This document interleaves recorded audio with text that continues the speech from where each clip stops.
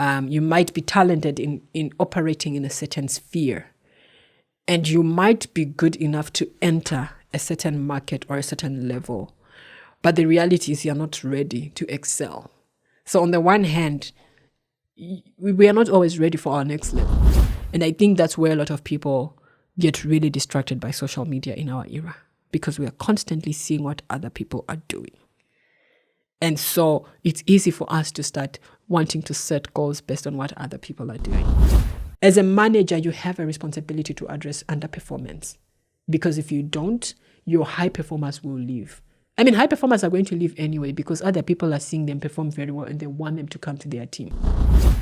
A great team leader makes sure that everybody understands the game they are playing. Everybody understands, why is everybody on this team here?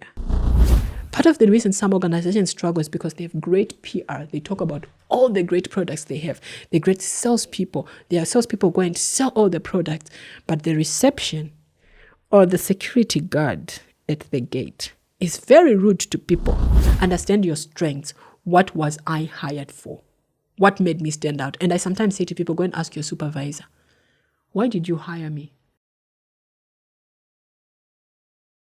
It's time for the big conversations, telling stories of movers and shakers, of industry giants and daring professionals.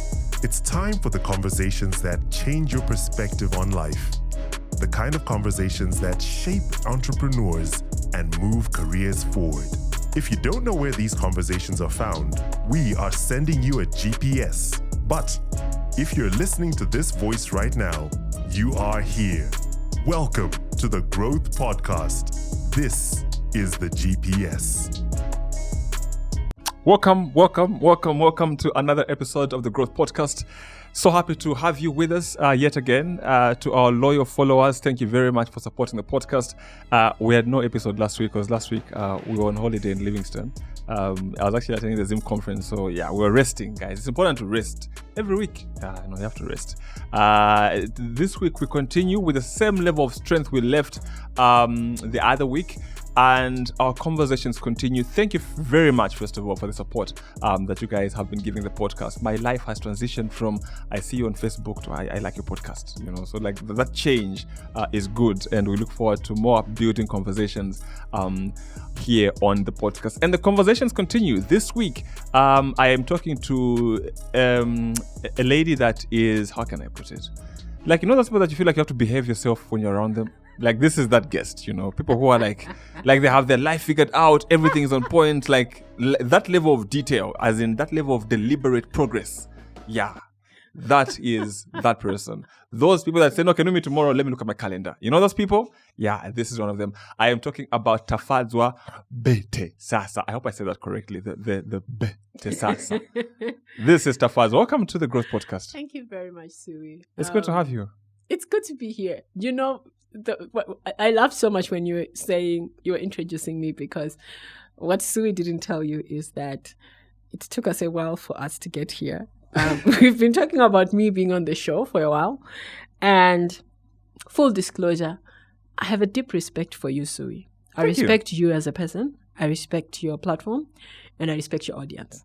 Thank you. And so the reason that I have kind of been evasive about coming on the podcast is because I wanted to make sure that when I come here, I'm bringing my best self and I'm bringing a clear message. I've been going through several transitions. And so all the times that you wanted me to come on, I was like, no, Sui's podcast is not where you go unless you're figuring your life out.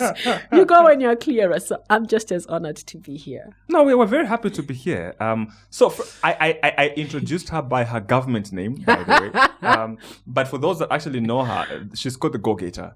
Even if you go to Instagram, the Go-Getter Girl, right? That Go-Getter Girl. That Go-Getter Girl. That's her. Why the Go-Getter name? So, I guess we're kind of going into a bit of my work. But for me, the idea of a goal-getter, just the goal-getter idea is, a lot of people have goals. Some people set goals. Very few people get goals. So I'm about getting goals. I'm about getting things done, making progress. So I'm the goal-getter. I'm all about execution and getting things done. All right. Yeah. And talking about goals, first of all, I think this is jump into it. But before we jump into it, I have these cards. We're talking about these cards. I want you to pick 3 of these cards. They have questions, and I was telling you earlier that these questions are very good questions. I think they'll give us an idea the kind of person that you are, the kind of go-getter you are. No pressure. Please feel free to pick any 3 and read out the question and answer it. Okay. Right, those are the 3. Read out the questions, answer them. Ooh, describe a time when you believed giving up was the right thing to do, but regretted it in hindsight. What key life advice did you learn from children? What do you know about life that few others have figured out? These are good questions. I told you. I'm a coach, and one of the best compliments I get in my line of work is that's a good question. These are really good questions. Okay, so give us some good answers. Describe a time when you believed giving up was the right thing to do, but regretted it in hindsight.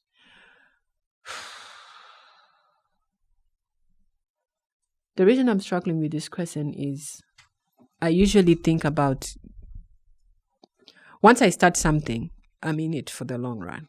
Yeah. So I hardly ever give up once I start. Okay. But I do give up on things before I start. So I'm trying to think of something that I never started because I convinced myself to give up before I started. I think working with corporates was something that for a very long time I gave up on because I just believed that I needed a big name. I needed like a huge amount of credibility. So for the longest time, I didn't approach the corporate brands that I really wanted to work with. And I sort of committed myself to working with smaller brands. So I kind of gave up on working with corporates for a very long time. And in hindsight, now looking at the work that I now do with big corporates, I'm like, oh, you should have started way earlier. Yeah. So that's the first one. What key life advice did you learn from children? I have 2 children. The best lesson I've learned actually is from my son, Daniel, who is 6. D is very focused. And once he decides on the thing that he wants, you cannot convince him otherwise. It's the child who you take into a supermarket, and if the thing that he wants is not there, he will not try to get anything else. He'll be like, either we are going to have to come back another day, or let's go somewhere else to find it. To me, no. So those guys that move around, you know those guys who sell balloons and they see with the kid, then now they come full blown near your car. And so what we even do with Daniel with that is, at school, they sell balloons outside. But we had a conversation with Daniel and we said, we don't buy balloons from school. We buy balloons from a toy shop or a supermarket. So he's the one who now tells them when they come, it's like, we don't buy toys from school. So I think we had a bit of influence on that. But as a person, as a personality, it's the focus. And I think for me, it's refusing to settle. The lesson is refusing to settle, like know what you want, sort of like focus on it and go after it. So that's one of the best lessons I've learned from my child. That's great. What do you know about life that few others have figured out yet? You need to do too much. I'm learning that you need to do too much. A lot of us look at successful people, extraordinarily successful people, and we like the results that they have. But many times when we hear what they do, we're like, hey, they do too much. Yeah, they do too much. That one is always doing too much. But I'm learning that that's what it takes to have extraordinary results. And yeah, I'm accepting it. I feel like a lot of us know that it will take a lot to succeed. But I'm now accepting the fact that if you want success or extraordinary results, you really have to be willing to do too much. Yeah, good icebreaker questions. I like the Daniel part, eh? Hey, man, I never saw it like that. You are a go-getter, but before that, you mentioned like in the beginning, where you feel like for the corporates, like I'm not ready, I'm not fully baked and whatnot. And many people have to deal with that. Well, may not be corporates per se, but for other people, it's really around opportunities. Like I'm not ready yet. I feel like this is missing in my life. Let me get that first. Let me just get a master's. First, I should have this skill. Then I can, go for these opportunities. I'm not good enough right now. How do you feel people can deal with that better? There are 2 sides to that. One is the reality that you're not ready for certain things. And the way that I usually say it to my coaching clients is that you have what it takes to start, but you have to become something else to finish. You have what it takes to start, but you have to become more to finish. So on the one hand, you might be very well talented in doing certain things. You might be talented in operating in a certain sphere. And you might be good enough to enter a certain market or a certain level. But the reality is you're not ready to excel. So on the one hand, we are not always ready for our next level, right? But on the other hand, we also then underestimate how much we can do once we get into that level. So how you deal with it usually, for me, it's being honest with yourself about what it is that you actually can do and what it is that you have done and who you are, right? So I like to, like when my clients come to me and they're like, Taffy, I want to do this thing and I don't know how to do it. I usually kind of have them sort of like redo their own CV. I'm like, okay, tell me, remember what you have done, right? So the on the one side, like on who you are, on who you have become, what you have done and who you are. Take credit for who you have become. Like acknowledge the fact that you have what it takes to start. So on the one hand, like don't let imposter syndrome hold you back. Like on the fact that you have done some things that have brought you to this level.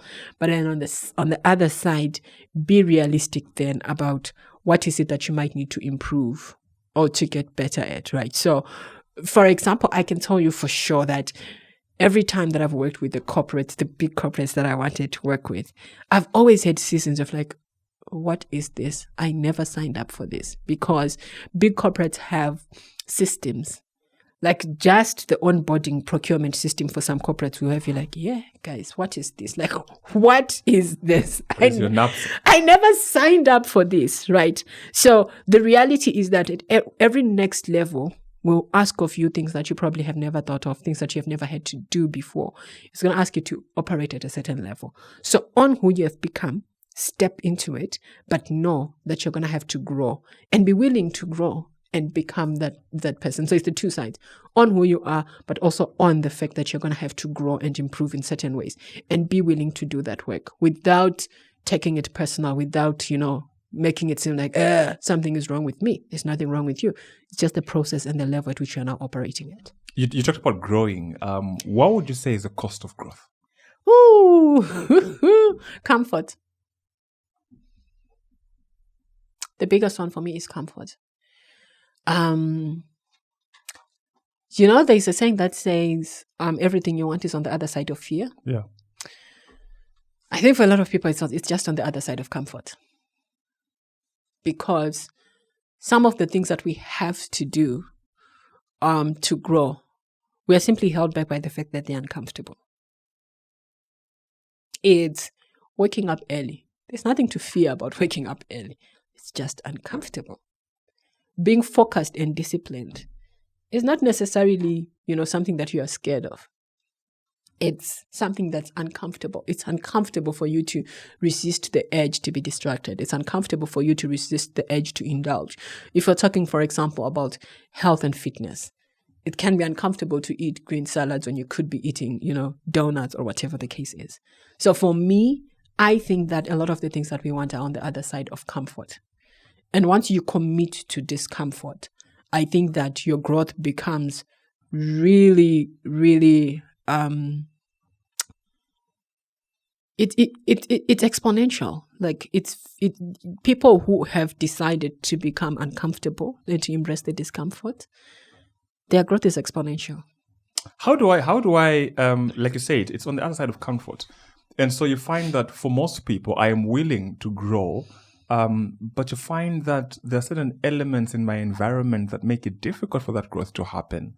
There are some people who, like, this is a good idea, but I want Taffy to agree it's a good idea, then I'll go ahead and do it. So I know to say, look, this is a path I want to go, this is a path I should take. But then I sort of need like a support system. Like, those people who've got that thing for, like, it's good enough, but I want reassurance, That is one. But then also, it's how do I manage circumstances around my life that make it difficult for me to actually grow? Sometimes you find it's a work environment. Sometimes you find maybe it's a partner that is making it difficult for you to grow. Sometimes you find that maybe it's family, for example. Or sometimes it's just a cultural issue that makes it difficult for you to break out of your comfort zone and then reach a point where you're actually growing. They need to be validated and supported. Validation and support are comfortable. Yeah. They feel safe. They feel nice. So, again, goes back to the whole idea of discomfort and fear of like, are you willing to do it even when you are not validated by other people? I have a concept around change management, which is basically the idea that there are 3 stages to growth, right? The first one is, which I call the first third. When we are starting, you know that thing when we decide that we want to do something and we're excited. And so it's usually either you're excited or you're disgusted, right? So it's like, I am tired of living this way. I'm going to change, right? And so at the start, you're highly motivated either by excitement or by just like being fed up of wherever you are at. And what that looks like is you are fired up, you are excited, you are raring to go, right? If it's in our generation, I usually refer this to like the start of the year, right? Yeah. You announce it on Instagram, you announce it on Facebook, we take selfies on the first day at the gym. You're excited, right? And everybody's cheering for you, everybody's supporting you. Go for it, Subi. It's a great idea. Your energy, the excitement, the fear, the excitement or the discomfort are giving you the adrenaline to push through. The real game for me happens in the second third. What happens in the second third is everybody goes back to their life. And all you have left is you and yourself. And you're now confronted with your own habits, your own beliefs, your own fears, your own mindset. Because everyone else has gone back to their life. And that's where the real conversation of joining the 5 a.m. club, you are now confronted with the fact that you sleep late, right? And when it comes to waking up in the morning, it's like, do I really have to wake up? The dream was to become a millionaire, but when the salary comes, you are now faced with the idea of sending everything into investments or just, sending a little less so that you have a little more money for chills or whatever it is that you prefer to splurge on. So the second third, and this is now where I'm beginning to answer your second question of like, so how do you navigate that? How you navigate that is you surround yourself with a different group of people. Because when you look at it, in many spaces of your life, you're surrounded by people who are doing things that are very similar to you, right? If you really think about it, a lot of the people around you are doing something very similar to you. Things that are sort of in your comfort zone, things that are, people who approve what it is that you're doing. And so when you decide to change, in the first third, those people will cheer for you and they'll encourage you, right? Because you're trying to do a new thing. But the more that you do it, sometimes those people will begin to feel threatened by your success or your growth because now you are showing them what they could be. And they become uncomfortable. And they either stop cheering for you or they're now just watching you. But the thing is, you are beginning to change, right? So there is this version of you of who you were, and there's this version of you of who you wanted to become. This space in the middle is a lonely space because the people who you used to hang out with no longer identify with you, and you no longer identify with them. The person that you're trying to become, they are not yet sure about you. I'm sure even you can relate to me, right? Like, let's say if we know somebody who has been involved in a certain vice, right? Say somebody who lies or somebody who drinks or somebody who is not focused. When they begin to change, we tend to treat them with suspicion, like, have you really changed? Are you really? Just give him time. Right? Just give him time. We know you. We know him, right? So these people here are also just looking at you like, are you serious? Do you really want to become this kind of person? And until you have proven consistency, it will be a while before they accept you. So there's this space where you're no longer who you were, but you're not yet who you're becoming. This is the second third. And that's a very lonely space. And that's where you begin to surround yourself with the people who really, really believe in you. I was listening to Ep40 podcast the other day, and he was talking about having coach, a mentor, and a sponsor. This is where your tribe, that tribe really carries you. And for me as a coach, the thing that I then do for you as a coach is I'm reminding you why you started. When things don't work, I'm reminding you that there's nothing wrong with you. It's just the process. So we keep moving, we keep pushing. By the way, Sue, we never taught people what I do.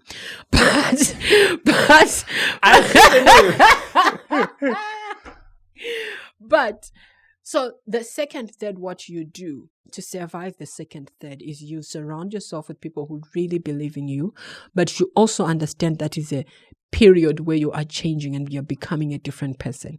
So if people don't yet get you, you access resources, you read books, you listen to podcasts, you learn from the people who are already on that side to keep you encouraged and to keep you going. Where you are talking about environments like maybe the home or the culture or the work environment, again, it comes down to you deciding how badly do you want it? And are you willing to stand out from everybody else and stand the ridicule, the rejection, the disapproval of others until you get to the side of where you want to go? Interesting. Talking about what you do. No, I just took it for granted that, you're out there, people know you and what you... So, like I said, I think I mentioned a bit in terms of when I talked about the go-getter and whatnot. So Tafadzwa is a life coach. Based for me, it's mostly around goals, around productivity, around growth. For me, that is where she thrives, and that's how I know her. And that's why in the beginning I said she has a life that is so focused, so I won't call it so routine, but so organized. She's like one of those, where do you say something 3 months, 6 months? Are you there? How is it going? What are the problems? How do we deal with it? So that's unless I've understood you. Nope, that's actually right.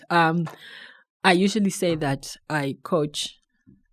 I'm trying to frame this the way that I say it, but I coach high performers to manage their time, money, and energy to create the life that they really want. And if you're watching this podcast and you've gotten this far and you're thinking, am I a high performer? You are. I coach people like you, people who invest into their personal development and are willing to acquire the knowledge on how to get better. So I coach high performers to manage their time, money, and energy to create the life that they really want. The burden for me and why I coach people in that is I feel like, one, society told us that success is professional success. So you either succeed in your career or you succeed in your business. And that's good. It's important. We were talking earlier on about how husbands and men really need to provide. It's important. But the reason that I coach people is because I believe that sometimes you get all of that and you still have a gap or an emptiness in your life. And I find that it's because you have neglected all the other areas of your life. So as a coach, I work, yes, a lot of people come to me for professional work, but I give myself privileges and I end up working in all the other areas of your life, your mental health and self-care, your physical health and fitness, your relationships, your personality and character, your spirituality, your personal finances, and all of those things. So that's the work that I do. I help people to ensure that their success is sustainable, but also that they actually enjoy it, so that you're not just slaving away and successful by Instagram standards, but miserable or not enjoying it in real life. So you said that you help high performers. So does it mean that underperformers are none of your business? If someone's underperforming, you recommend someone else to do with it? Depends on how underperforming you are. And the reason that I've made that clarification is because for example, like I told you, right, I want to make sure that we are managing your money, your time, and your energy, right? I'm not a money coach. I don't tell people how to make more money. I don't. I help you manage the money that you already have. So, for example, some underperformers might not afford my services. But also they might need something that I don't know how to do for them. You know what I mean? Like if somebody is like, I want to make money, and so you were telling me the other day that people are always asking you for this. I honestly don't know how to help other people in other industries make money. There are coaches for that, right? So the reason that I say high performers is because my strength, my niche is working with people who have mastered performance at a certain level. So we are now just going to the higher level. Can I help people who are non-performers to become average performers? I could, but there are a lot of other people who are gifted in that area. And I am much more burdened and much more related to high performers who have done a lot of things professionally and business-wise, who now just need to figure out how to make sense of all of this and make sure that it's sustainable and they actually enjoy it. Great. So there was one event that you were coaching or leading that I attended, and you had this paper where you sort of had like the balanced human being in terms of like there was like spirituality, there was what, there was there was that. It's actually hard to balance everything. I can thrive with family but struggle with spirituality. Right. I can, health, I'm doing well. When maybe just like quickly run us through, like if you can remember. I mean, obviously you remember. Run us through what are those key, facets of life or areas of life where people really have to, thrive, and how they go about doing that. So it's called the Wheel of Wellness. And it has about 12 areas. There's a lot of areas that different people use. But in the Go-Getter system, I focus on mental health and self-care, physical health and fitness, personal finances, spirituality, marriage or significant other. I separate that from family and friends. Work ethic and productivity, personality and character,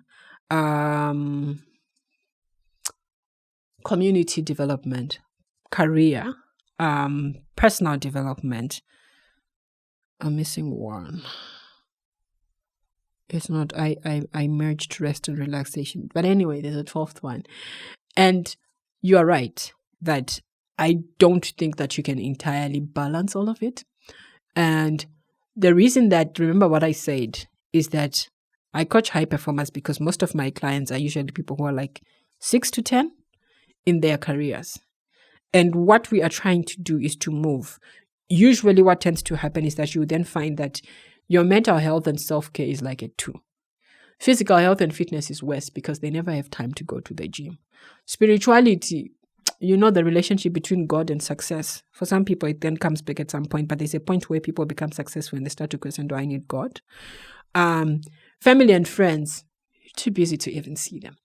So what I try to do is I do not necessarily, so in my head, it's like if we have 8 areas and we are scoring on a scale of 1 to 10, let's say we have 80 points. I do not want you to have a 10 in career and 0 in everything else. So my thing is, can we somewhat balance it? Can we at least distribute the 40 to become 5s in a significant number of areas? If your career has to remain at an 8 or whatever, can we at least level out the others? And I think one of the mistakes that we make is that we think that we need a lot of time to really excel at all of these things. I don't think so, Sui. I think that if we're intentional, you just need to put in a little bit of time consistently every day into the different areas of your life. So the way that, for example, I would have you design your day would be, if let's say you wake up at 5, right? And this is where the intentionality of managing your time, money, and energy comes from, right? It would be, let's think about it. If you wake up, say, at 5, P.S. I don't wake up at 5. I'm not a morning person. But, okay, let me give you an example of how my days would be structured, right? I would wake up. I do not exercise. Like I don't go to the gym. I don't do crazy exercises, but I do stretches and I do yoga. And my target is to do that at least every day. For me, that's useful because it's part of what wakes me up. So my physical health and fitness is built into that one, my exercising in the morning, that 20-minute stretch that I do. When I'm going to the office, I take the stairs. When I'm eating my breakfast in the morning, I make sure that I eat a high-fiber breakfast. At the moment, I have a 4-month-old child, so I have to be drinking a lot of water. I'm consistently drinking water wherever I am. The food choices that I make throughout the day, I make them when I'm drinking tea, when I'm drinking lunch, when I'm eating lunch, when I'm hungry at 5 p.m., and when I'm having my supper. That's when I make the decisions for my physical health and fitness. So the problem is we think of these things as I have to do major things. I have to go to the gym every day or whatever. The stage of our life is a reflection of our ongoing choices on a consistent basis. So I've told you 5 or 6 small decisions that I make on a daily basis, which ensure that my health and fitness is in a good state. Similarly, if you think about your mental health and self-care, if I do affirmations, I do meditations using an app called Calm. My preference is a 7-day meditation by Jay Shetty. I do that whilst I'm still in bed, when I'm still booting, when I'm still waking up. I play that. Already my mind is going into a certain space. I read my Bible app for my devotions. That's already also starting to take care of my spirituality, right? So it's planting small but very intentional things throughout your day. Some people drive their kids to work, but are we present with our children? We spend time with our children. We are literally with our children throughout the day, but are you being intentional?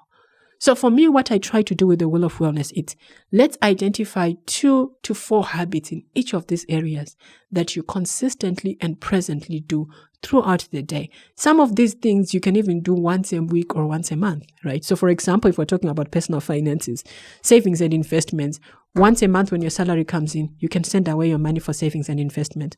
However you choose to spend the rest, that's entirely up to you. So for me, the balance is not necessarily, I don't think that you can keep all of it at a 10, but my suggestion is be intentional to put in something every day towards each of those areas, or at least every single week. Call your parents, even if it's once on the weekend, call them. If it's visiting family and friends, dedicate 1 hour to call somebody, to visit somebody. So it's not, I don't think that we can get everything to 10, but if we're intentional and we are present and we're consistent, we can keep a certain level of balance across the different life areas. Yeah, so what I get from what you're saying is ideally in a day, I can work on all those 12. It's You possible. can.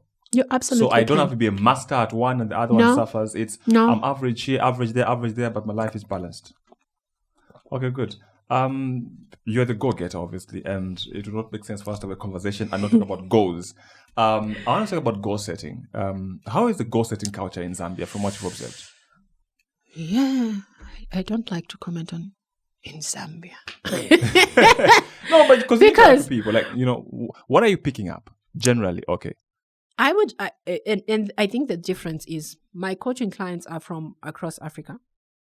So the bulk of my clients are in Zambia, Zimbabwe, South Africa, Kigali. There's a bit of Nigeria and Ghana. But across the board, I think that the culture is very similar, right?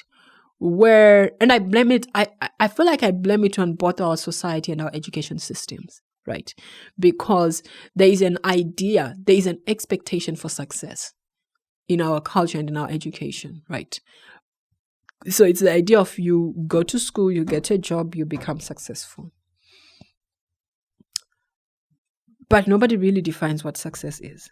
And as we grow, we all realize that success is a very relative term. Success means different things to different people, right? So the thing that I find across the board is that the goal-setting culture is very poor. And I don't think that is an entirely Zambian thing. I'm going to say it's an African thing, right? The area that I might say does slightly different, I would probably say, is West Africa, because I noticed that my West African clients are much more aggressive. But even in their aggressiveness, I feel like a lot of their aggressiveness is very survival driven, which is like, I know I need to make the money, I need to pay rent, I need to do these things. But in terms of the culture, there isn't a lot of intentionality around goal setting. There's the idea that we want to be successful, we want to be rich, we want to be happy, but it's not very well defined. Right. So the work that I always have people do is clarify what does success look like for you in all of these areas, right? So you had me referring to like the numbering, right? So one of the things that I always do at the start is I'll give you the areas, give you the 12 areas. I'll ask you to prioritize your top 8 because I believe that there are certain things that you just can't balance at the same time, right? And I'd always believed this, but I learned it the hard way last year because I realized that I couldn't balance pregnancy and my career, right? So one had to go for me last year, and that was career, right? But like I said, last year was not as brutal for me because I had all these other life areas that I was working on. So I knew that my family was thriving. I focused on maintaining my mental health and self-care. I could do that even though I was unwell. Even my mental health and fitness, I could control in that space. So the goal setting culture for me is that it's poor in the sense that we think about it in the very career finances. Career and finances are the two that I think most people think about. A little bit of health and fitness because people live in their bodies that they don't love, or there's a lot of pressure around it on social media. But even in those areas, people have very vague goals, which are like, oh, I want to be healthier. I want to be more. I've had very few people who say, I want to be more fit. People are like, I want to be healthier or I want to lose weight. Those are the common goals. But even then, it's like, what does healthier look like for you? How much weight do you want to lose? By when do you want to lose it? So the goal setting is very, I would say, poor in the sense that it's vague. And in my experience and in my work, a great goal setting culture says you have very clear goals. You have a very clear plan on how you're going to achieve that goal. And on consistent basis, you are tracking how you're doing with that plan. So in terms of seeing that, it's not very common. How do I become a better goal setter? Simple answer. I like to keep it very simple. I have people use the SMART goal setting, which basically says when you're setting a goal, it has to be very specific. What exactly are you trying to do? When you say you want to be better with money, when you're setting personal finances goals, are you trying to save money? Or are you trying to earn more? Or are you trying to invest money? Or you're trying to get rid of your debt? If you want to be healthy, are you trying to lose weight? Are you trying to get more fit? Are you trying to, just be healthier in terms of get sick less than you currently are? So specific, and I say specific means there needs to be a verb to it, a very clear verb. I'm losing, I'm spending, I'm earning, I'm gaining, I'm losing, you know what I mean. Then 2, it has to be measurable. There has to be a number to it, right? So if you want to earn more money, are you trying to earn 500 kwacha more? Are you trying to earn 5,000 more? Are you trying to earn 50,000 more? If you're trying to lose weight, are you trying to lose 2 kgs, 15, 20? If you're trying to get more fit, are you trying to run 500 meters, 5 kilometers, 10 kilometers, or a marathon, right? So it has to be measurable. So specific, verb, measurable, number, achievable. Achievable for me is, do you have the capacity to do what it takes? So you want to be a millionaire. Okay, that's specific, that's measurable. Is it achievable? It depends on where are you, your work ethic, your current earning capacity, what you're willing to do. So achievable for me is, have you thought about what it's going to take? What resources are you going to need? And are you willing to give those resources? R for me is relevant. Relevant to who you are, your values, and your vision as a person. And I think that's where a lot of people get really distracted by social media in our era, because we are constantly seeing what other people are doing. And so it's easy for us to start wanting to set goals based on what other people are doing. And so this is why it's important for you to have a vision of your own life. Who are you? Where do you want to be? What does your life look like? And therefore, when you're now setting goals, it's a question of, is this relevant to where you want to be? One of my big priorities is my family, my marriage, and my children. And so there are goals that other people might set, which I cannot set or which I'll negotiate on. I'll give you a good example. When I was young and single, I decided that I wanted to go and do my master's in Europe or the USA. And it's a goal that I carried with me for a very long time. 2019, when I finally decided to do that MBA, I was now married and I had a child. And I was deeply conflicted about leaving my husband and my child for that year or 2 years. And part of me was like, let's go, let's try to do it. And, it wasn't even a conversation of like, my husband wouldn't, allow me to go. It was just like, for my values, for where now my life is, does this actually make sense? And so I ended up pivoting from doing my master's in the US or in Europe. And I unpacked what I had wanted from a master's in Europe and in America. And I wanted a global master's. I wanted a program that would expose me to global best practices. I wanted a master's that would give me a good network. So I ended up doing my master's with the African Leadership University School of Business. So R for me is relevant. The question of, is this relevant to where you are right now, but also to the person that you want to be long term? Because you can make goals today that might make sense for you now, but that might compromise the other things that you want to be in the long term. And T is for time bound.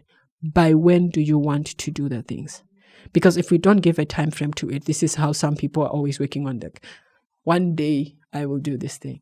So for me, give me a verb, it has to be specific. Give me a number, it has to be measurable, achievable. Do you have the current capacity to achieve that? R, is it relevant to not only who you are now, but to the person that you envision yourself becoming? And T is for time bound. Is there a deadline to making sure that you achieve this goal? So for me, that's a starting point. Great. You mentioned envisioning yourself. And now my question brings us to the issue of vision boards. Yes. I think the first time I heard about vision boards was from you. Okay, not even from you, from Norena, but she brought you. So that's how I, then knew about these vision boards. For the sake of those that may not understand these vision boards, what exactly are they? And why would you say it's important that each and every one of us should have a vision board? A vision board is pretty much a collection of pictures and words that represent the person that you want to be or the person that you envision yourself becoming. So pretty much it's a manila with cutout pictures. The way that we make vision boards is we go through magazines and we find pictures that represent what we want to be, what we want to have, or what we want to do. And we cut those out and we put them on a piece of paper that represents the vision of who you want to become. Because of COVID, times have changed and the world has changed. Now it can also be digital. So my current one is actually digital. But pretty much a vision board is a collection of pictures and words that represent who you envision yourself being, having, or doing. Why is it important? There is power in images. There is power in you being able to see a specific thing that you want to be, right? So we were talking earlier on about, and I like to say to people like, so what's your dream car? So for me, it's the two things, okay? Mm-hmm. So I have a car that I want like in the immediate, and then like the dream car, which is like, okay, like when So like right now, like I want to get a C200. Like right now, and the Hilux, okay, like a Legend 50 or something, get a point. Like that's right now. But when you come again on the podcast, I'll tell you about the other ones, the actual. So mine is evolving. There's a time that I wanted a Range Rover Sport, a maroon one. You know the ones with the different color on top. Yeah. Mine was a white one on top. And the thing that I used to do with my best friend, every time that we came across a Range Rover Sport, especially a maroon one, we took a moment of silence to acknowledge the dream. There is power in knowing the very specific thing that you want, because it drives you, because you can see a clear picture of what it is. So vision boards are a great way of reminding yourself what it is that you are becoming or that you want to do. Now, some people say, and I've heard this from like celebrities, like I think Steve Harvey talks about the fact that some people created their vision boards and they put them away for a long time. And after a while, they looked at them and true, a lot of the things that they had put there had come to pass. I personally prefer to keep your vision board somewhere where you see it. And this is why. For me, seeing the picture of where you are trying to go will guide your daily decisions.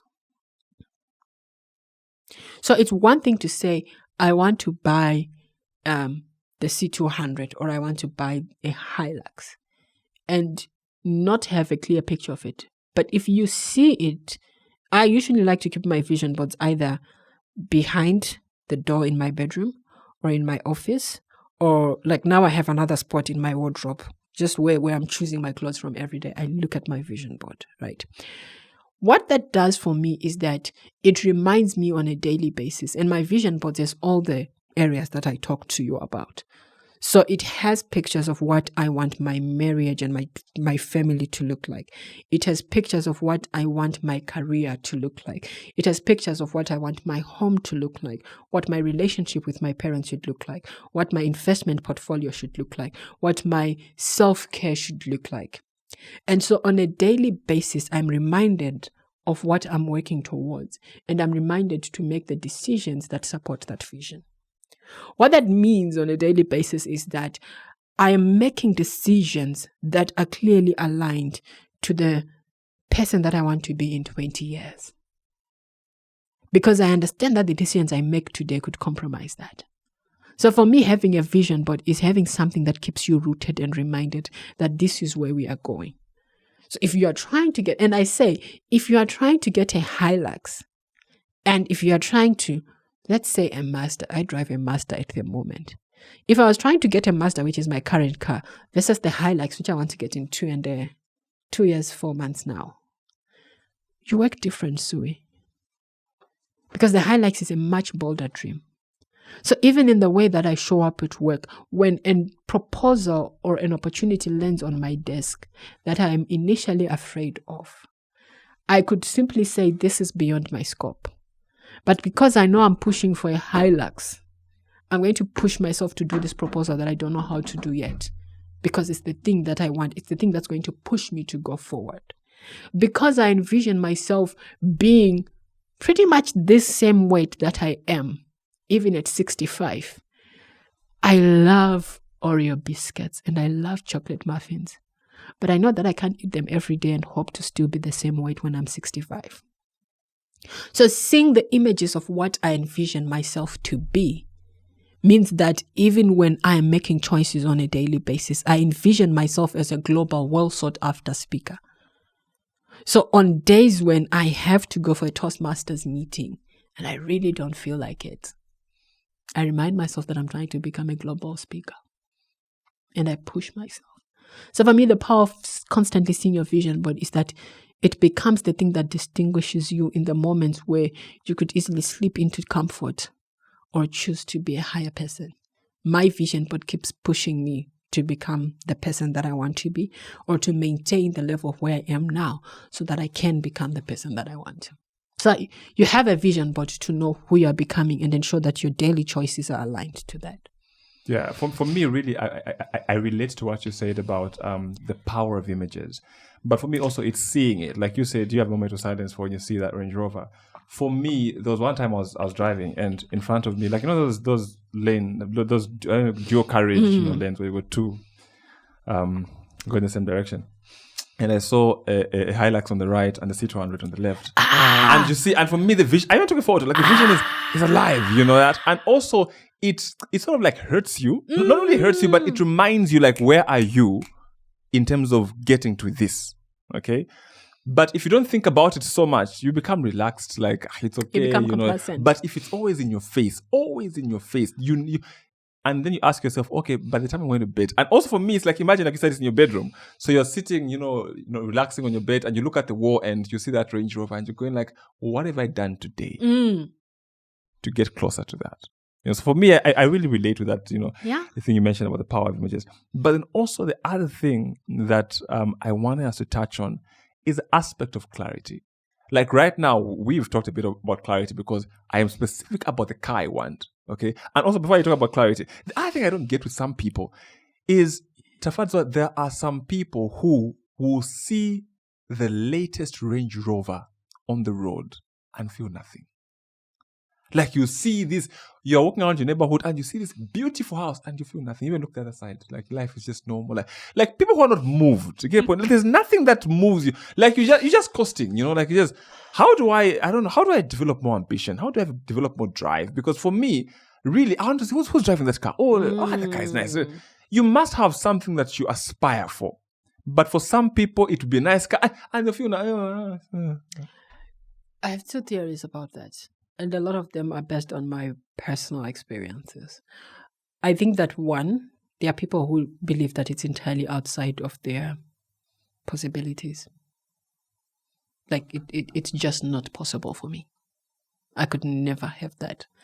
And so they are not moved because it's It's for a different group of people. It could never be me. 2, they know what it's going to take and they're not willing to give it. And for that, I know that it's very true for me. I have things that in the past I looked at and I was like, no, just no, right? Not because I didn't want it, but because I knew what it was going to take. And I was just like, that's too much. I talked about this earlier on when I said it's too much, right? And I have I have so many of those examples. And the more that I research certain things, the more that I'm always confronted by the too muchness of it. So as you can see, I wear a bare face. I don't wear makeup. Part of that is just because that's who I am. But there's a time when I got really curious about people who wear makeup. Like I would see people who have face beads and I'm always like, wow. And then I started looking into what it takes, Sui. And I was just like, no, no, you would probably know, right? Your wife has, like, her face is usually very well beat. Hey, Anna, her face is usually very well beat. And then I did the research and I found out that, like they have to put foundation and then they put powder and then they put concealer and then they put all of these things. And I just said, and most likely show up late. That's too much. For me, it was just like, that's too much. And the reason that I also say makeup is too much for me, Sue, is because I'm not a morning person. So I did the math and I said, that many minutes means I would have to wake up way early. No, can never be me. Right? But the same is true for a lot of people in different areas of our lives. If you ask the people who have the thing that you want, usually they'll tell you. And this is the thing that I was discussing with my best friend Ruth. And we were talking about this year we're in a season where, when one of us goes somewhere, they listen to somebody, we read a book. And we now laugh because we are finding out that a lot of the things that are in books, podcasts, and all of these things, they are things we already know that we're just not doing.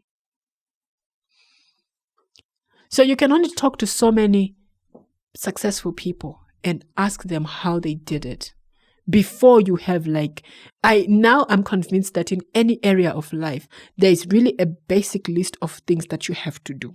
I would almost say maybe there are 10 things in any area of life that successful people in that area will consistently tell you to do. Go to the gym consistently. Eat well. Drink water. Finances, don't get into debt. Save a certain percentage of your money. Live below your means. Marriages, love your husband. Love your wife. Submit to your husband. Treat each other the way that communication. We know these things, Sui, but it's just that it's too much.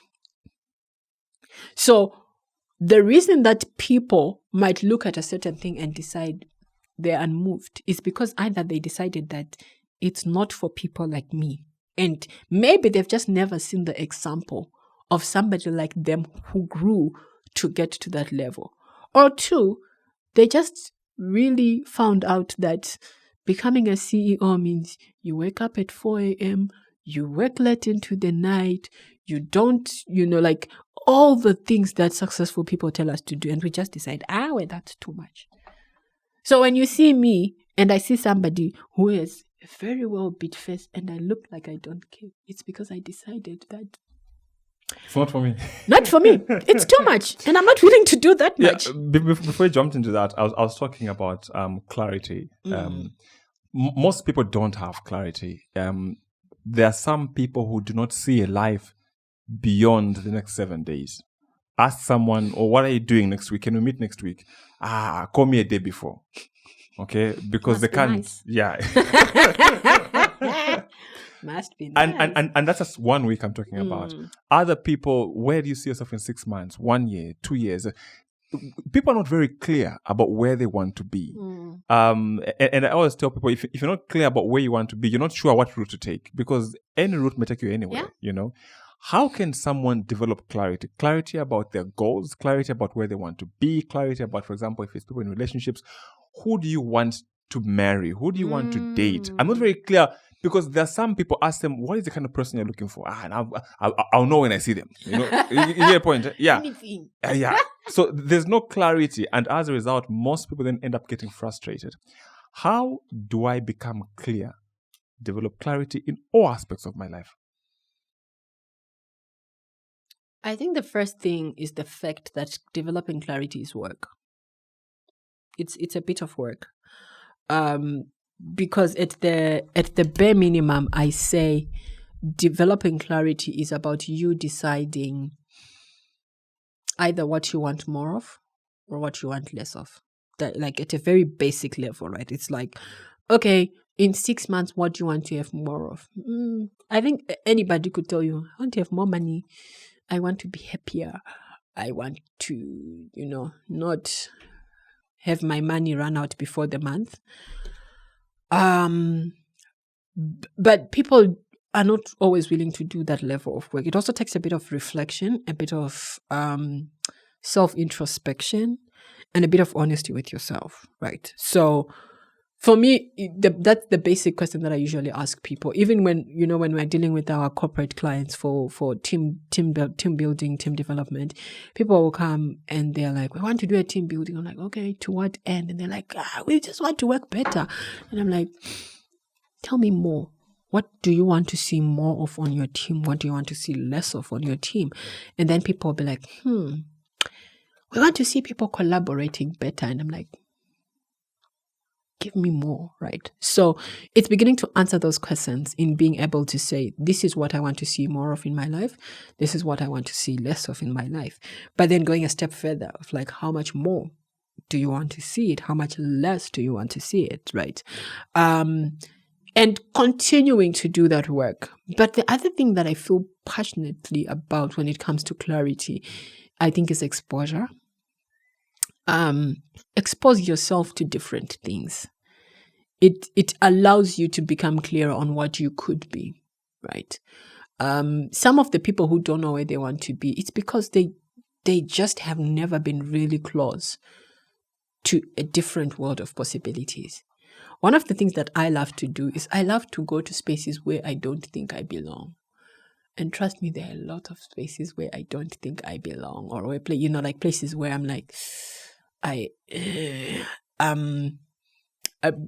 for the record, I grew up in Zimbabwe. My parents were teachers, and they were posted in the rural areas for the first 12 years of my life. But I think that the one thing that my parents did really well is that they exposed us to things, right? We had the privilege of because my parents were not from there, so we still went into the city. We still went to visit family in the city, or we went to, when they were doing errands and things. So for me, that already opened up my mind and gave me possibilities. And I'm so grateful because even as I have grown, I've continuously been exposed to things, continuously exposed to things. And for me, that continues to give me clarity of how much further do I want to go.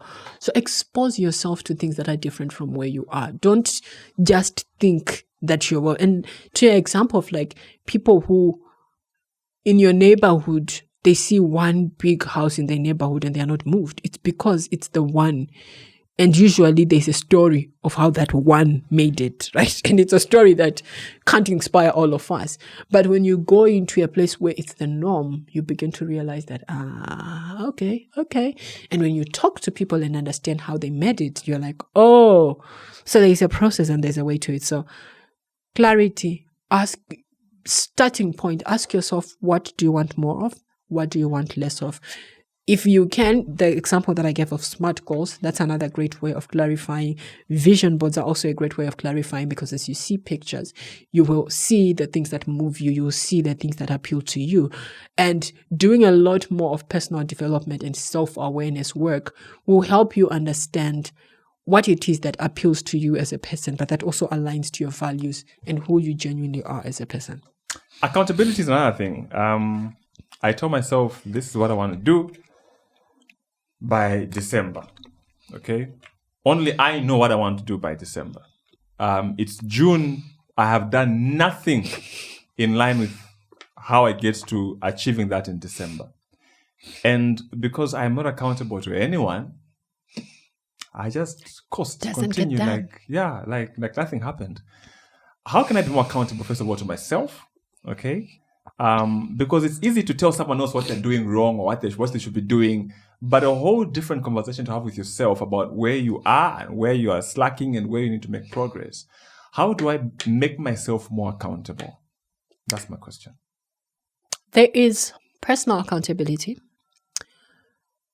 And then there is sort of like communal accountability. Personal accountability is getting yourself to a place where you are able to say to yourself, Sui, you said you're going to do this by June. What's going on? And I do talk about this in my TED Talk, which is the whole concept of like accountability is a love language. And the way that my favorite quote around accountability is accountability breeds discipline, right? Just the concept of if you're accountable to somebody, you're more inclined to be disciplined, right? And what I usually say to people is that if you look at a lot of the people who succeed in different life areas, they have communities of like-minded people who are working on the same goals. So if you're trying to exercise or run, get a friend who is also trying to exercise or run, who encourage you or who ask you if you don't show up at the gym, get a trainer. And know that a lot of people who run consistently have running communities, if you really think about it. A lot of people who are, if you think about it, across the board, a lot of people who are really good in spirituality, they belong to a certain church or a certain cell group. A lot of people who are good in any skill belong to a certain club or community. So cultivating accountability before you even get to hold yourself accountable, which is a much more difficult conversation. Surround yourself, join a community of people who are working on the same thing that you are working on, because then they'll keep you accountable, right? If you don't show up at gym, they'll be like, friend, we didn't see you at the gym. The same way that people who drink beer, if you don't show up at the bar enough times, your friends will be like, we haven't been seeing you at the bar. So join a community of people who will be looking out for you, and that will give you a reason to get up and go and do the thing that you're supposed to do, right? In the time that you're supposed to do it. But also have accountability. I also believe in accountability buddies or accountability partners, which can be friends, which can be family, people who you tell what you're supposed to do. And I usually say that it be somebody who is more successful or somebody who is more disciplined than you are, so that they can actually hold you accountable. Because if you tell somebody who is not as disciplined with you, they'll be like, it's okay, Sui. Don't stress it. It's fine. So the people who make the best accountability buddies are children. I get some of my best accountability from Daniel. Because if you tell a child that you're going to do something, they will remember. And I usually say to my clients who struggle in spending time with their children, I say, go and tell your children that you're going to spend you're going to spend 1 hour with them on Saturday, or you're trying to put your phone away when you get home. Those people will hold you accountable. But mommy, you said we're going to do this thing. So children are some of your greatest accountability people. Tell them what you say you want to do, especially if it concerns them, and they'll hold you accountable. But also find a community of adults who can hold you accountable. If you can, invest into people who can then hold you accountable. So like I said, as a coach, one of the things, and I think that's one of the things that I also love about coaching high performers, right? Because like you are saying, Sui, the things that you usually say you want to do are things that are not basic things, are not standard things. It's probably like next level things that if you don't do, nobody's going to ask you, because you're covering all your bases. Your family is well provided for. You're performing very well at work. Your health and fitness are on point, right? But investing into somebody who owes you accountability, either as a coach, it's like, I'm invested. When my clients tell me the things that they want to work on, trust me, I'm invested, and I'm asking you about it, and I'm thinking about it. I'm seeing articles, I'm sharing them with you. I'm seeing you doing things, you're posting on Instagram. I'm like, oh, hi, hello. And I laugh, because one of the things that I say to my clients, especially the ones who sign up for my 90-day program, is I tell them that when we get to the second third, I mentioned the thirds, right? Yeah. When we get to the second third, that's when I am going to show up for you and give you accountability. For me, accountability is not necessarily whipping you back into shape, but it's helping you understand, where are we falling off? What is it that you are struggling with? What do we need to do differently? And holding you accountable in that way will make sure that you don't give up on yourself, but you will keep pushing, and you eventually get to a place where you are becoming the person that you want to. And when I sign up my coaching clients, I usually ask for your best friend's number or somebody really close to you, or your wife's number, because we get to a point where people stop picking my calls. They stop picking my calls. They stop showing up for sessions. So I'll call your best friend and I'm like, tell them that their coach is looking for them. And they're not necessarily avoiding me because, but it's just that they're going through that whole process of, I thought I could do this. I tried to do this, but it's not working out. And it's in those moments that you need somebody who's going to come and say, so, how is it going? And I'm holding you from a place of believing in you and knowing that you can actually do it.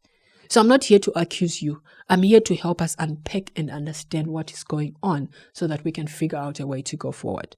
So it might not be a coach, but it has to be somebody who can hold you with kindness and belief in you to figure out what it is that's going wrong and how you can improve on it. The other thing that we talked about before the recording was high performance teams. Yes. Which is one of your strengths around, helping high performers. If I'm a manager in an organization, how do I ensure that I get the best out of my team? How do I make sure that even those team players that are slacking are pulling their weight? Because again, people use teams to hide incompetence. Okay? Yeah. Because it's a team, but if you look at what the individual did, it's very insignificant. How do we achieve that? So many things buzzing in my mind. I'm going to throw a few things, but number one of the things that I tell team leaders is the fact that if you don't manage your team very well, you're going to frustrate your high performers. When confronted with poor performance, a lot of managers almost want to just bury their heads and hope that it will self-resolve. That never works out well, because ideally, the poor performers are the ones who would just quit or resign and somehow go away and solve the problem for you. Poor performers never leave, Sui. They don't. If you think about it, poor performers don't leave, because if they're not being confronted about it, why would they move? I can stay here, get my salary, do nothing, and have other people carry the work for me. So as a team leader, it's very important that you address underperformance in your team, because if you don't, you are starting to frustrate your high performers who by nature cannot leave things undone. So they are going to start picking the slack for the other team members who are not performing. So that was the first thought. As a manager, you have a responsibility to address underperformance, because if you don't, your high performers will leave. I mean, high performers are going to leave anyway because other people are seeing them perform very well and they want them to come to their team. So don't frustrate them by not managing the other people who are not performing. Now, to your question of managing high-performing teams, I think that I had a conversation this morning with somebody. She runs her law firm, and I asked her how she manages the dynamic of, we're moving towards a generation of people who want flexibility with their time, flexible time hours and all of that. And I was asking her from a very practical perspective, how do you balance between giving people time flexibility and making sure that they actually deliver? Because there's a danger of telling young people that we can work 9 to 5 or we can work flexi hours. But if you don't manage it well, the work then doesn't get done. People will come in whenever they want to the work and they will leave when they have to leave. And she said to me, one of the things that I have done with my team is we really hammer on the values and explain to our team what it is that differentiates us. Now, I don't watch soccer. I've never watched a full game of soccer in my life. But what I love about soccer is the fact that soccer is a very clear game, Sui. 22 men, 1 ball, 90 minutes, clear goalposts. Let's go. The winner is the one who has scored the most. Unfortunately, that's not always the case in a lot of teams. The goalposts are not clear. Not everybody clearly understands what success looks like. People don't understand what the other people on the field are doing. People are just focused on the one thing that they are doing. A great team leader makes sure that everybody understands the game they are playing. Everybody understands, why is everybody on this team here? I say that, especially in the corporate world, nobody's on the payroll for the sake of it, unless it's a family business. But many times, very few people work in the family businesses. So if at any point you're in an organization or a team, do you understand why you were brought into that team? 1. 2, do you understand why everybody else is on this team? Because again, the danger is going back to soccer. It's easy for the strikers to feel like they carry the day, like they are the most important role. But remember, in soccer, the winning team is the one that scores the most. So if strikers score, but the defenders don't defend against the other team scoring, guess who's going to win? The other team, because they have scored more than these guys. So no matter how good you are, if you are scoring, if you are a striker, and their defenders are strong, but your defenders are slacking, they will beat you any day. Like Maguire.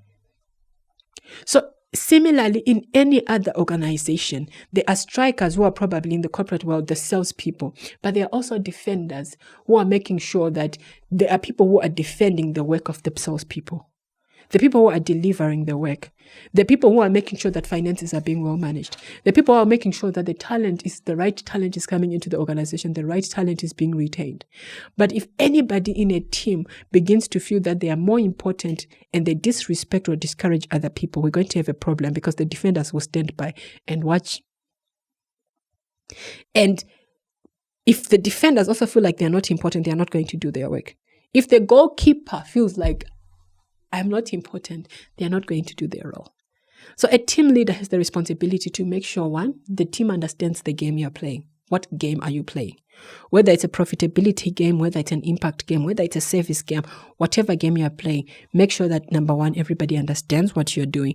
Number 2, everybody understands why they are on the team, but why everybody else is on the team and why they're important to the team. Number 3 is then ensuring that on an ongoing basis, if you change your strategy, which is something that I'm becoming very passionate about, if you change your strategy, make sure that everybody understands why we are changing the strategy and what they need to do differently. In soccer, I've heard there's a strategy around parking the bus, right? Yeah. If you decide to shift your strategy to that, and not everybody on the team understands what you're doing, some people will still keep playing the previous strategy. A good team leader makes sure that your people understand this is the game we are playing. And because there have been these changes in the market, in the clients, or in the world, we are changing strategy. And now our strategy is going to be this thing. What it means is that we are now always going to do this, or we are never going to do this. Part of the reason some organizations struggle is because they have great PR. They talk about all the great products they have. They're great salespeople. Their salespeople go and sell all the products. But the reception or the security guard at the gate is very rude to people. That people are discouraged or turned off, or before they even get into the organization, they are disgruntled because the security guard was rude. The person at reception could lose your business. So the team leader makes sure if your cleaner does not clean the reception and clients find it dirty, clients find crumbs on the coffee table, unfinished bottles of water the bathrooms are not clean, your clients are going to be turned off.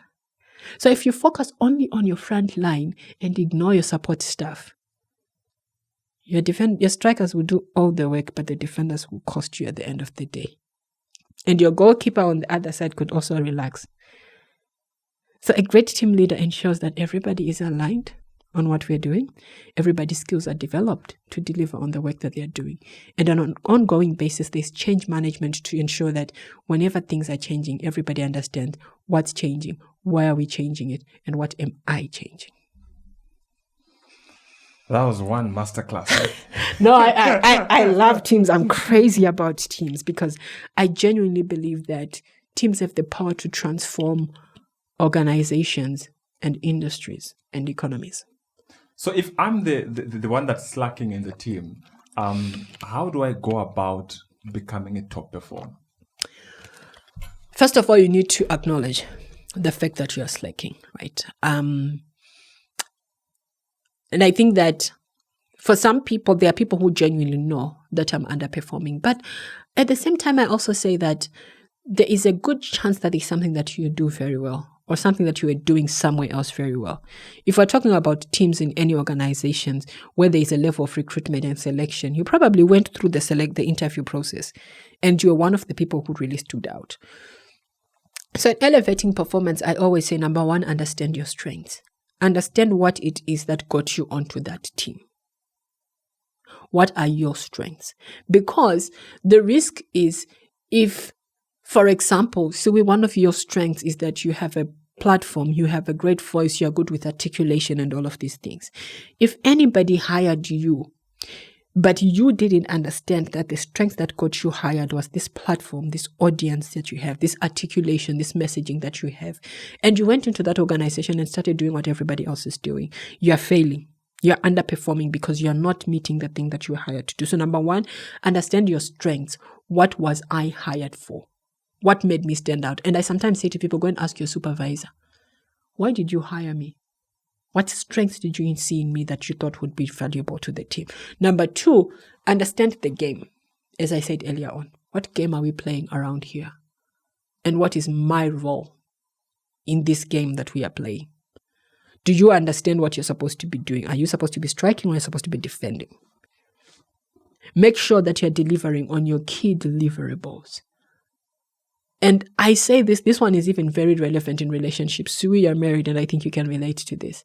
Sometimes I see people doing all sorts of 101 things that they're doing and their partner is always like, but he doesn't do this one thing. You can do all of these things, but if you're not delivering on your key deliverable, you're failing the team.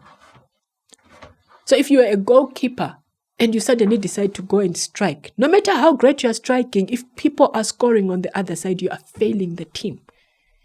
If you are a great striker and you suddenly go to defend, you are failing us because you're not scoring where we expect you to play it.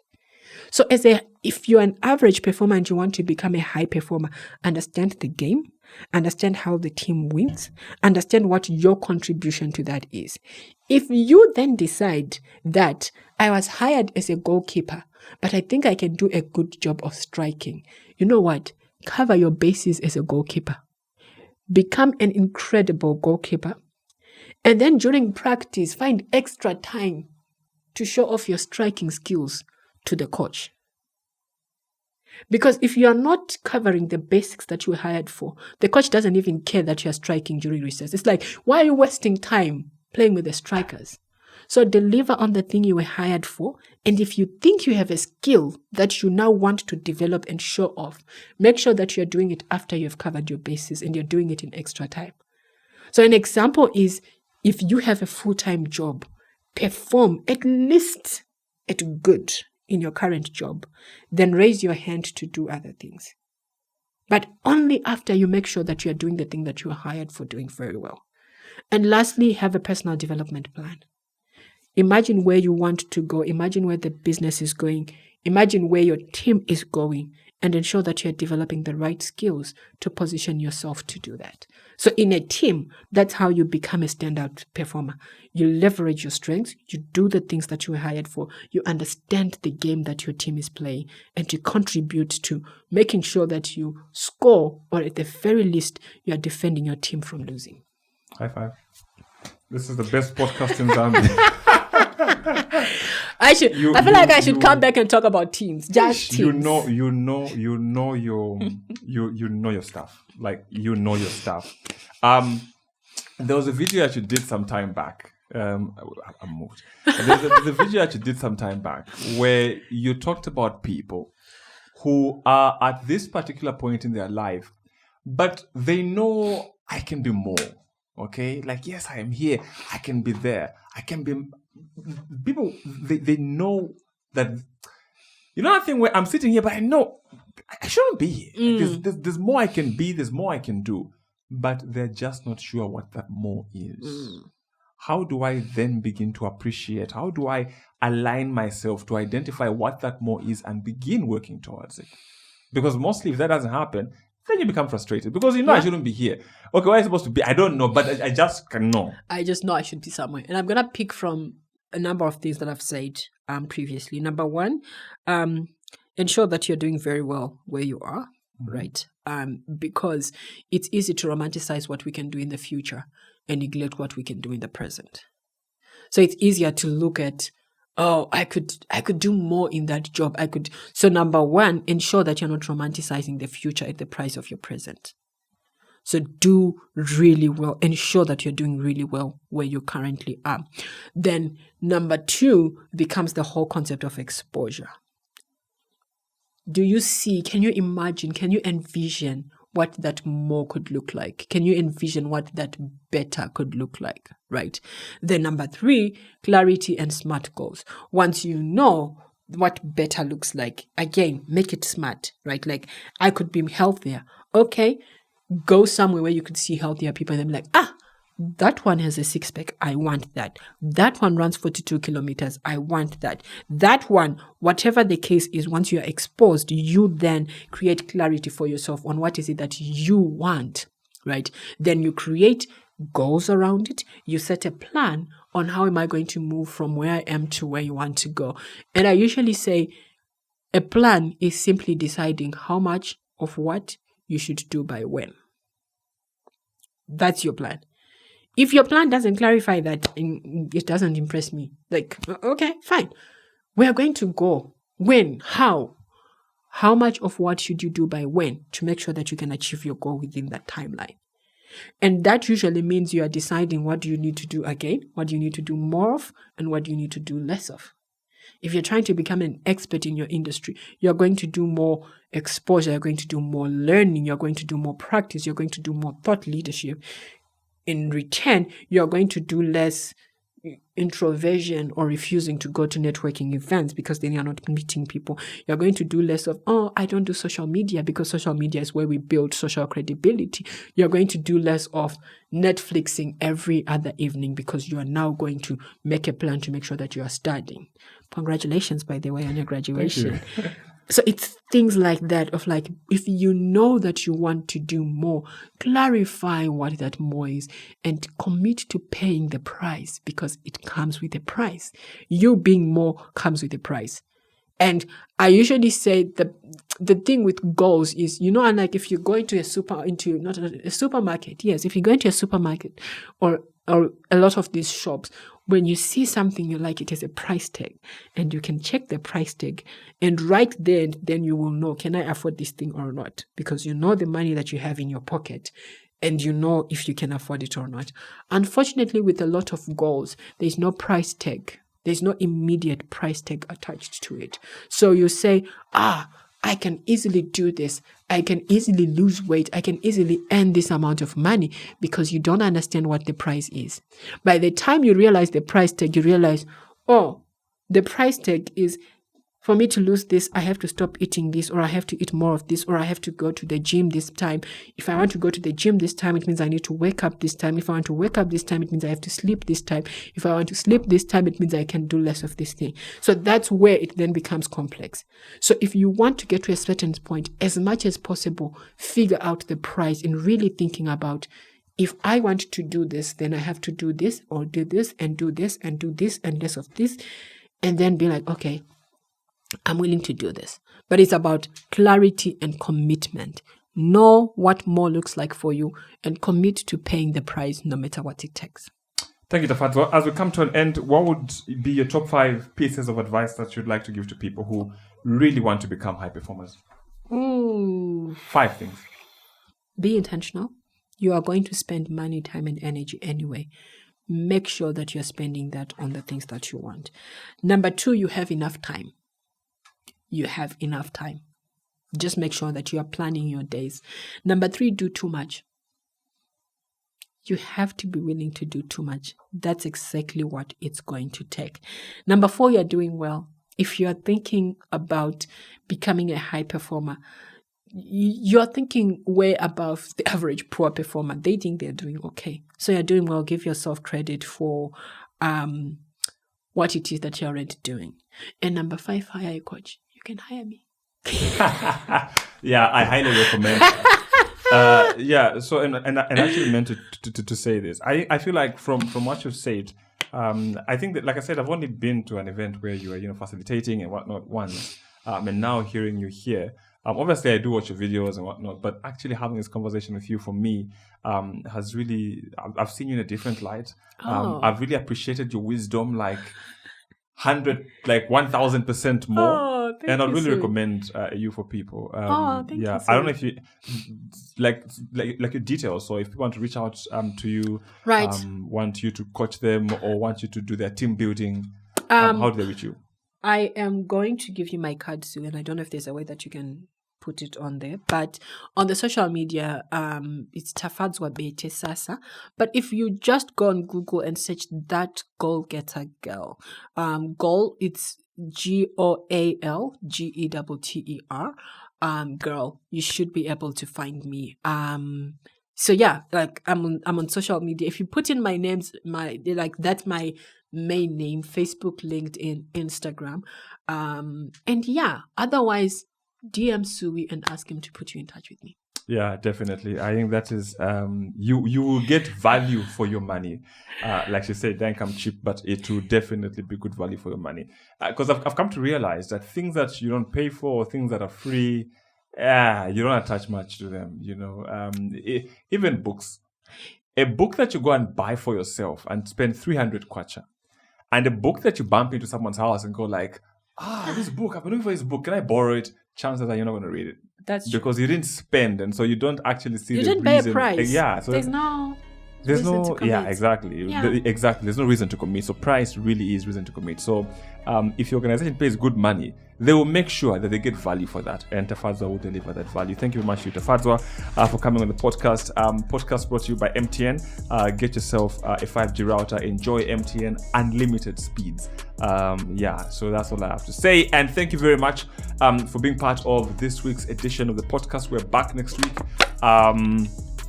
So just like it took long for us to have Tafadzwa here, there are some guests I've been talking to for a long time. You see them when they come. That's all I'll say. You see them when they come. But for now, thank you and enjoy the rest of your day. Thank you, Sui.